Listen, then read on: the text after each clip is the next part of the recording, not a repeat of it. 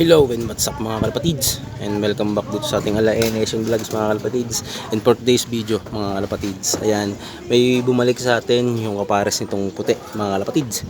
So yan ay agrito. Yan ang itsura niya. So, dati puting puti yan na may brown, kasi puti yan ito mga kalapatids. Ngayon kulay brown na lahat, sobrang dumi. Hindi ko alam kung ano nangyari dito. Okay to nung ating in-out. So baka nasa pangalawang yung naka ano sa atin napabayaan siguro mga kalapatids. Tingnan natin kung ano itsura niya mga kalapatids. Yan, umilap din siya mga kalapatids ng konti. Dati hindi to mailap mga kalapatids. Ayan mga kalapatids. Yan ang itsura niya. Tingnan niyo ang itsura niya. Super payat pa. Tapos binunutan pa ng bagwis. Ayan, may bagong maliliit na pakpak na bagwis. Tapos makuto pa rin siya. So, ayan kulay niya, dumi. Ang puti nito, mga kalapatids. Puti na may brown. Yan, brown na lahat, na may dumi. Ayan ang itsura niya, mga kalapatids. Tapos, payat, magaan. Dito okay. So, ang mangyayari nga dito, yan, liliguan natin to sa Sabado. Yan, madali naman magtanggal ng dumi. So, siguro mga 10 or 15, liliguan natin lahat ng ibon natin, breeder at flyer ng malatayon mga kalapatids, kasi magpapares na tayo 3 to 4 days o 2 to 3 days bago tayo magpares. Ay kailangan nakaligo na sila, condition na sila, malinis na, wala ng kuto, para pagka nagbreeding na tayo ay okay na mga kalapatids. Ayan yun yung itsura nya mga kalapatids. Kung makikita nyo lang kita nyo, kung makikita nyo, ayan itsura nya. Ayan itsura nya mga kalapatids. Yun yung pakpak nya, dumi, super dumi. Ayan tapos payat pa siya. Ayan payat, kitang buto, dumi, super dumi. Pero madali na to mga kalapatids. Liliguan lang natin to, twice lang, okay na to. Tapos liliguan nga natin ng malatayon mga kalapatids. Ayan itsura nya. Ayan itsura nya mga kalapatids. Puting puti ito. Ito lang ang brown dito mga kalapatids. Ito lang. Yan lang ang brown. Ito lang. Tsaka dito sa kabila. Yan lang ang brown sa kanya. Tsaka yung leeg. Pero tingnan yung itsura ng ulo. Dumi mga kalapatids. Super dumi. Pero yun liliguan lang natin to. So goods na yan. Para okay na siya. At yun nga. Pag naliguan natin siya ng malatayon siguro. Pero hindi natin siya ipa-first bath sa Sabado.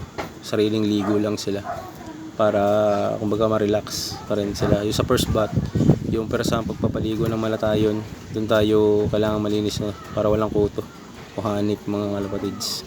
So pabalik na natin siya.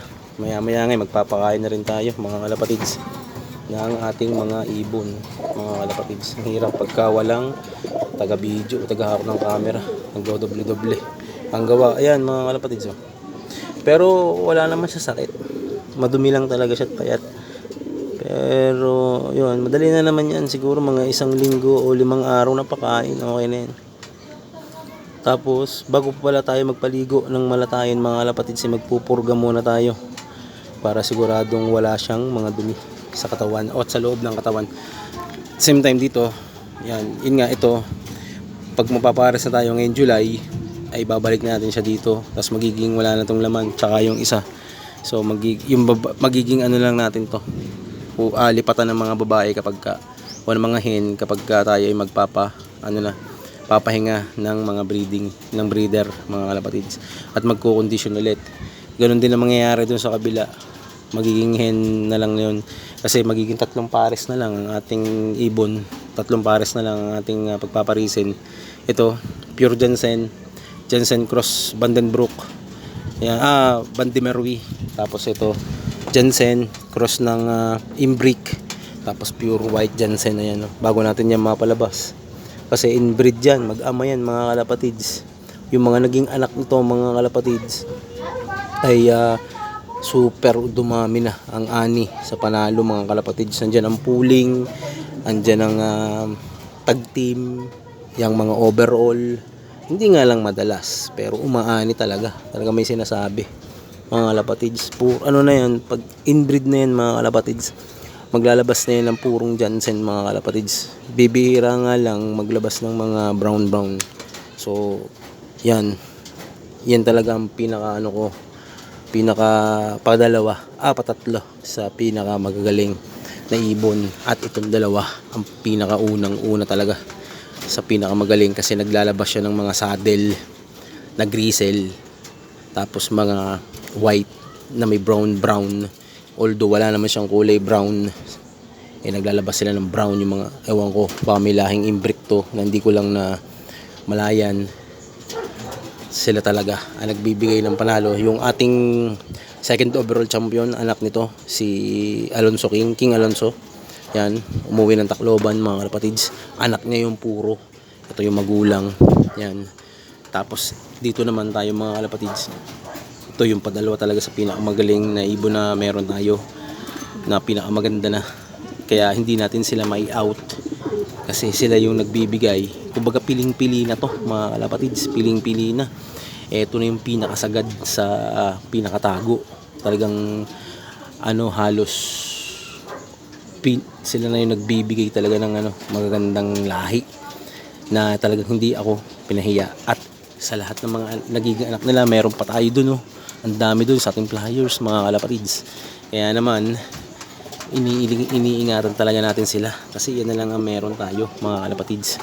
Talagang piling-pili na yan. Kumbaga sa bigas talagang purong dinurado na yan mga kalapatids. Talagang puro na, sobrang ganda na ng yan, Jansen cross ng Vandenbroek to.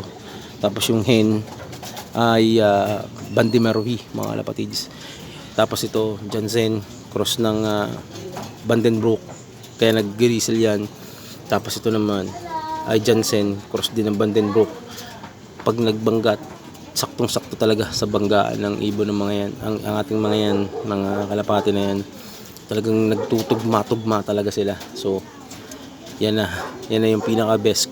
Yung mga nagiging anak nila, yung magiging first clutch nila, pag di na sila may itlog, talagang sagad na sa itlogan, itatabi ko at ipapalit ko sa kanila. Kumbaga magla-line breed na lang tayo. Yung magiging anak nila, yun na yung magiging breeder natin. Dito din at dito din mga kalapatids. Yan na lang ang gagawin natin. So yun mga kalapatids, yung target natin na blue bar, bukas isang araw ko na i-vlog at ipapaliwanag kung paano. So dito na nga tatapusin tong video to para sa araw na to. So please like, share, and subscribe sa Ala Nation Vlogs. Bye bye.